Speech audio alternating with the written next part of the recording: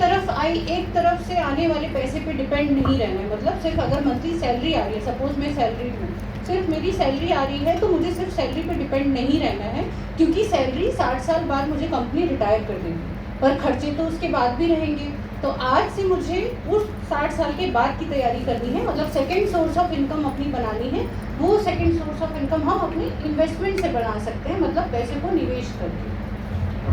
अब कोई आप लोगों में से निवेश करने की या इन्वेस्ट करने की आप सभी ने सुना होगा, कई लोग करते भी होंगे, कई लोग अवेयर भी होंगे कि इन्वेस्टमेंट करने के क्या क्या ऑप्शंस हैं मार्केट में। म्यूचुअल फंड है, SIP है जी, और इंश्योरेंस सेक्टर में बहुत लोग करते हैं, गोल्ड है, FD भी करते हैं बहुत लोग की लॉन्ग टाइम।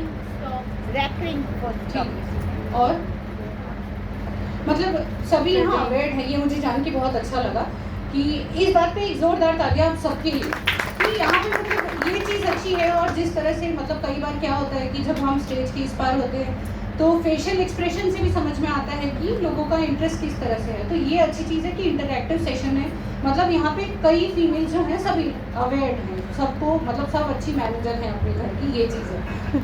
तो यहाँ पे अभी हम जो बात करने जा रहे हैं कि इन्वेस्टमेंट के ऑप्शंस क्या क्या है। आप लोगों ने जितने भी ऑप्शंस बोले वो सब इन्वेस्टमेंट के ऑप्शंस हैं।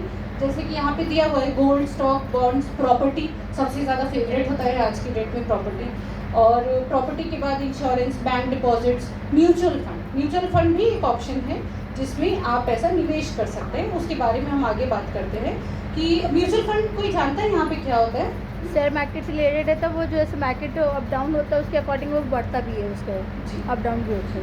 मैम सबसे अवेयर इन्वेस्टर है, SIP करती है, इसका मतलब है आप, ये अच्छी बात है। ये स्टार्ट प्लीज।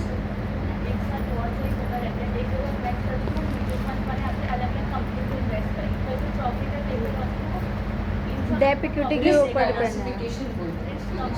एक जोरदार तालियां मैम के लिए। मैम आपका एज क्या है प्लीज? अगर 21, ग्रेट। मतलब मुझे बहुत अच्छा लगा ये चीज़, क्योंकि आगे ये चीज़ मैं कवर करने वाली थी कि स्टॉक मार्केट में और म्यूचुअल फंड में डिफरेंस क्या होता है, बट उन्होंने बहुत अच्छे से ये चीज़ बताया। मतलब आप ये देखिए कि अभी जो जनरेशन है उनको कितना ज़्यादा अवेयरनेस है, मतलब हम आने वाली जनरेशन से सीख सकते हैं। अपने घर में जो बच्चे हैं उनको, उनसे आप सीख सकते हैं कि SIP क्या होता है, म्यूचुअल फंड क्या होता है, स्टॉक मार्केट क्या होता है। तो बहुत अच्छी बात है ये चीज़। आपने जो बोला वो बिल्कुल सही बोला कि स्टॉक मार्केट सबको पता है, सबने सुना है। मुझे ऐसा नहीं लगता कि आज की डेट में टीवी में भी इतना ज़्यादा ऐड आता है, प्रमोट कर रहे हैं ऐसे भी।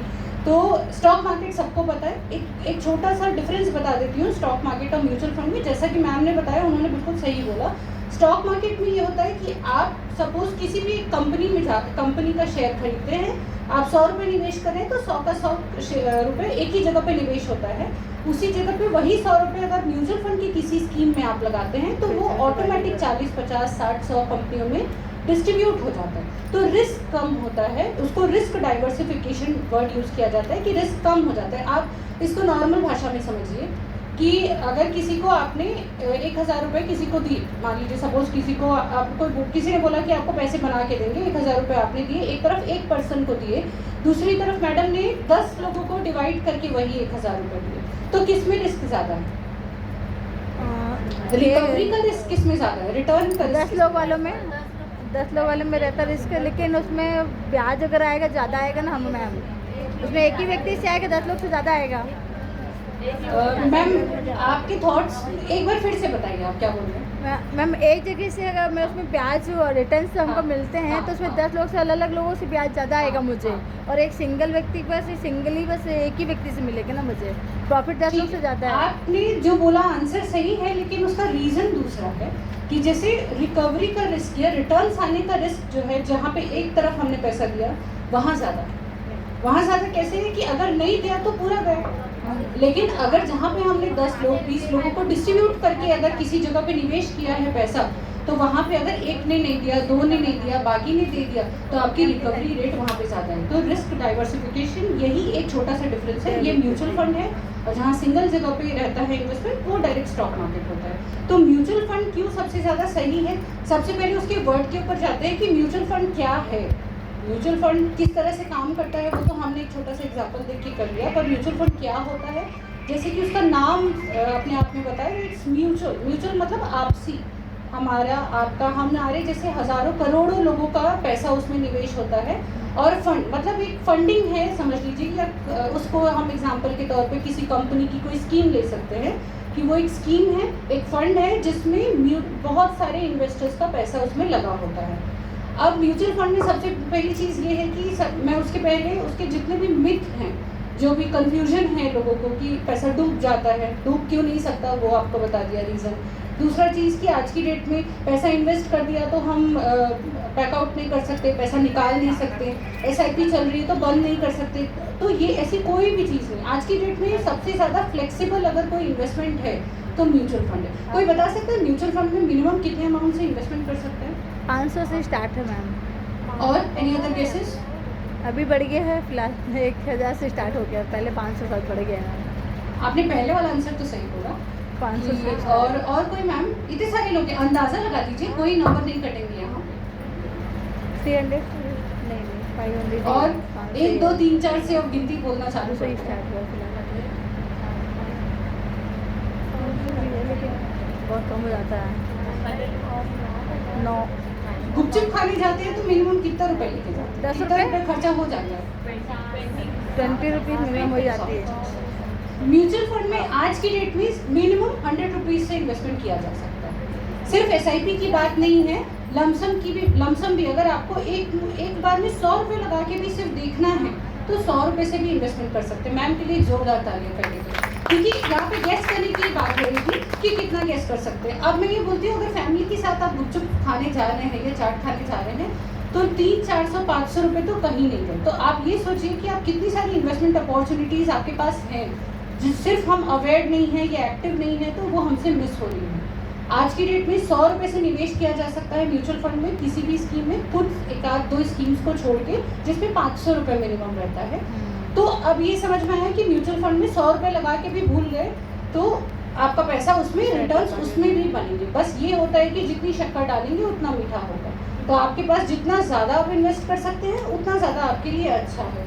अब यहाँ पे म्यूचुअल फंड में इन्वेस्टमेंट करने की, जैसे मैंने आपको बोला, जितने मिथ हैं, सबसे पहले इन्वेस्टमेंट हम बात कर रहे हैं कि इन्वेस्टमेंट क्यों करना चाहिए। महंगाई हमने बात कर ली कि महंगाई को बीट करने के लिए, कि महंगाई अगर नंबर्स की बात करें तो एक जनरल की, अगर मान लीजिए सरकार कहती है कि 7% की महंगाई चल रही है, तो आपने जैसे बोला कि इन्वेस्टमेंट के बहुत सारे ऑप्शंस हैं हमारे पास में, FD है, बैंक डिपॉजिट है, बहुत सारी चीज़ें हैं, लेकिन महंगाई को बीट करने वाला जो इन्वेस्टमेंट होगा उसी में फ़ायदा है। क्योंकि अगर सोचिए कि एक नॉर्मल भाषा में कि अगर 7% महंगाई चल रही है, लेकिन आपका अगर FD में रिटर्न्स अगर आपने कोई भी इन्वेस्टमेंट किया है 6.5%, 7% ही दे रहा है, तो प्रॉफिट क्या बचा? भले वो आंकड़ों में आपको दिख रहा होगा कि आपको इतना इंटरेस्ट आया, लेकिन महंगाई तो उससे ज़्यादा बढ़ गई। तो इसका मतलब है कि आपको अपने पैसे को काम पे लगाना है, लेकिन ये सोच के लगाना है कि आपको एटलीस्ट महंगाई से ऊपर रिटर्न बन सके। अब दूसरा चीज़, हर पैसे का पॉकेट अलग होता है। हम लोग एक इंग्लिश में एक कोट है कि never put all the eggs in one basket, मतलब हमको अपने सारे अगर हम एग्स की बात करें, सारे अंडे अगर एक बास्केट में रखेंगे तो टूटने का रिस्क ज़्यादा होता है, इसलिए हमको डिस्ट्रीब्यूट करके रखना है, अलग अलग जगह रखना है। सेम गोज़ विथ इन्वेस्टमेंट, कि इन्वेस्टमेंट अगर मान लीजिए कि सपोज करिए मैडम आपके पास अगर महीने का 5,000 रुपये बचता है, तो मैं आपको बिल्कुल नहीं बोलूँगी, नहीं रिकमेंड करूँगी कि आप 5,000 रुपये किसी एक ही स्कीम में लगाइए, नहीं, क्योंकि सबके गोल्स अलग अलग हैं। कुछ गोल आपके ऐसे होंगे जो 1 महीने बाद के होंगे, कुछ 1 साल बाद के होंगे, कुछ 20 साल बाद के होंगे, कुछ 10 साल बाद के होंगे। तो आपको डिसाइड करना है कोई भी निवेश, सिर्फ म्यूचुअल फंड की बात नहीं कर रही हूँ, ज़िंदगी में हमेशा लाइफ में आपके घर में किसी भी तरह का निवेश करते हैं तो निवेश गोल बेस्ड होना चाहिए। हर निवेश के पीछे एक ऑब्जेक्टिव लगा होना चाहिए, तभी वो निवेश चलता है। बच्चों के लिए इन्वेस्टमेंट अगर कर रहे हैं तो बच्चों के नाम से करिए, तभी वो इमोशनल सेंटिमेंट रहता है कि नहीं ये बच्चे का इन्वेस्टमेंट है, इसको हम नहीं छुएंगे। तो आपको हमेशा इन्वेस्टमेंट गोल बेस्ड होना चाहिए, जिसको हम लोग आज की डेट में म्यूचुअल फंड में निवेश को हम लोग एसेट एलोकेशन टर्म यूज़ करते हैं। और एसेट एलोकेशन का सबसे बेस्ट एग्जांपल हमारी इंडियन थाली है। तो क्यों होती है मैम, आप कोई बता सकता है? इंडियन थाली आप लोग मतलब अपने घर में फैमिलीज़ में थाली परोस के जो देते हैं, तो उसमें किस चीज़ का ध्यान, थाली लगाते हुए क्या चीज़ का ध्यान रखते हैं कि मतलब बैलेंस डाइट मिले, प्रोटीन, कार्बोहाइड्रेट, विटामिन सभी कुछ है, इवन कर्ड भी रहेगा और पापड़ है, सैलेड है। इंडियन थाली में ये सारे चीज एज ए कॉम्पोनेंट मिलते हैं। इनको ध्यान में रखते हुए एक जोरदार तालियां आप सभी के लिए, क्योंकि इसका आंसर तो सभी को पता है। कुछ ने जवाब दिया, बाकी लोगों ने मन में जवाब दिया, लेकिन सबको आंसर पता है, मैं ये मान के चल रही हूँ। तो बिल्कुल परफेक्ट है कि mutual fund, asset allocation word जो यूज़ किया जाता है, या उसको म्यूचुअल फंड की थाली से इसलिए कंपेयर किया जाता है कि जिस तरह से म्यूचुअल फंड मतलब एक इंडियन थाली पूरी बैलेंस्ड होती है, सब कुछ, हर चीज़ का मात्रा प्रॉपर होता है, हमारे शरीर को फिट रहने के लिए जो भी चीज़ें चाहिए होती है, सारी चीज़ें उसमें होती हैं। उसी तरह से हमको अपना इन्वेस्टमेंट भी करना चाहिए। अपनी इन्वेस्टमेंट में भी हर चीज़ बैलेंस्ड होनी चाहिए। जैसा मैंने आपको बताया कि आपको पूरा पैसा एक ही जगह नहीं लगाना है, तो आपको हर चीज़ के लिए तैयारी करनी है।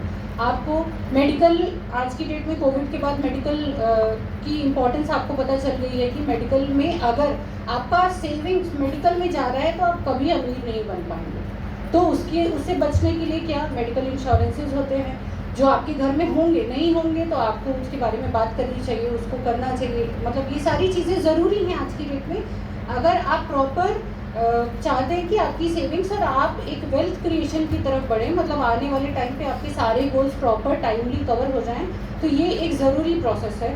आपको इमरजेंसी फंड होना चाहिए आपके पास में, कि मान लीजिए कभी भी घर में इमरजेंसी आई तो आपके पास कुछ पैसे सेविंग्स में या बैंक अकाउंट में या घर में, जिस तरह से भी आपको चाहिए, तो वो पैसे आपके पास होने चाहिए। इमरजेंसी फंड होना चाहिए, रिटायरमेंट प्लानिंग होनी चाहिए। बच्चे हैं तो उनकी एजुकेशन, उनकी शादी और घर, कार, सारी चीज़ें, ये सारे गोल्स हैं आज की डेट में। हर चीज़ के लिए आपको तैयारी करनी चाहिए, और तैयारी, छोटी सी तैयारी भी शुरू की जा सकती है, जो कि हमने पहले ही बात कर ली कि आज की डेट में 100 रुपये से निवेश किया जा सकता है। बस आपको डिसाइड करना है कि किस चीज़ के लिए कहाँ निवेश करना आपके लिए सही होगा।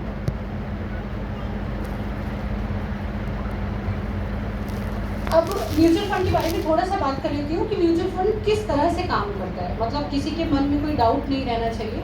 तो सबसे पहली चीज़, जैसे मैंने आपको बताया कि म्यूचुअल फंड एक ऐसा पूल ऑफ मनी है, मतलब एक ऐसा पैसा है जहाँ पे हमारे जैसे, आपके जैसे कई करोड़ों इन्वेस्टर्स के पैसे रहते हैं, किसी को जिसके पास जैसा पैसा है। अगर किसी की मंथली इनकम है, सपोज मैं सैलरीड हूँ, मुझे हर महीने सैलरी आती है, तो मेरे लिए हर महीने छोटा छोटा अमाउंट मैं इन्वेस्ट कर सकती हूँ, वो मेरे लिए सही है। उसी जगह पे अगर सपोज आपके घर में बिजनेस इनकम है, तो आपके लिए हो सकता है हर महीने इन्वेस्टमेंट करना उतना पॉसिबल ना हो, तो आप एक मुश्त जब भी आपके पास पैसे आए तब आप इन्वेस्ट कर सकते हैं। तो जिसके पास जैसा पैसा है उस तरह से वो, हमारी तरह करोड़ों इन्वेस्टर्स उसमें इन्वेस्ट करते हैं, जो कि मैनेज किया जाता है फंड मैनेजर्स के थ्रू, मतलब कि एक्सपर्ट्स के थ्रू। क्योंकि जैसा मैडम ने बताया कि म्यूचुअल फंड का पैसा शेयर मार्केट में लगता है, इट्स 100% ट्रू। लेकिन म्यूचुअल फंड का पैसा सिर्फ शेयर मार्केट में लगता है ऐसा नहीं है। आपके एक दिन से लेके आप कितने भी साल के लिए म्यूचुअल फंड में इन्वेस्टमेंट कर सकते हैं, वो आपके जो भी एडवाइज़र रहेंगे उनसे आप आगे चल के और डिटेल में भी बात कर सकते हैं। बस ये है कि म्यूचुअल फंड का पैसा शेयर मार्केट में लगाया जाता है, और जो कि प्रोफेशनली मैनेज होता है, मतलब उसको मैनेज करने के लिए एक्सपर्ट्स रहते हैं। हमारा तो मान लीजिए 1000 रुपये लग जाए, लेकिन वो स्कीम में 1000 करोड़ है, तो उस पूरे पैसे को मैनेज कौन करता है, उसके लिए एक्सपर्ट्स होते हैं, उनकी टीम होती है जो शेयर मार्केट में बाइंग सेलिंग करती है और वहाँ से रिटर्न्स जनरेट करके हमको देती है। मतलब इसका ये पूरा अगर शीट को हम लोग देखें, समझे एक ईजी भाषा में, तो म्यूचुअल फंड में ये फर्स्ट जो है वो हम इन्वेस्टर्स हैं, हमारे जैसे कई लोग, वो अपना पैसा जो लगा रहे हैं वो मैनेज किया जा रहा है फंड मैनेजर्स के थ्रू। फंड मैनेजर्स उन पैसे को स्टॉक मार्केट, सिक्योरिटी मार्केट में लगा रहे हैं, जहाँ से रिटर्न्स कमा के वो वापस इन्वेस्टर को डिलीवर कर रहे हैं। ये म्यूचुअल फंड का पूरा प्रोसेसिंग होता है।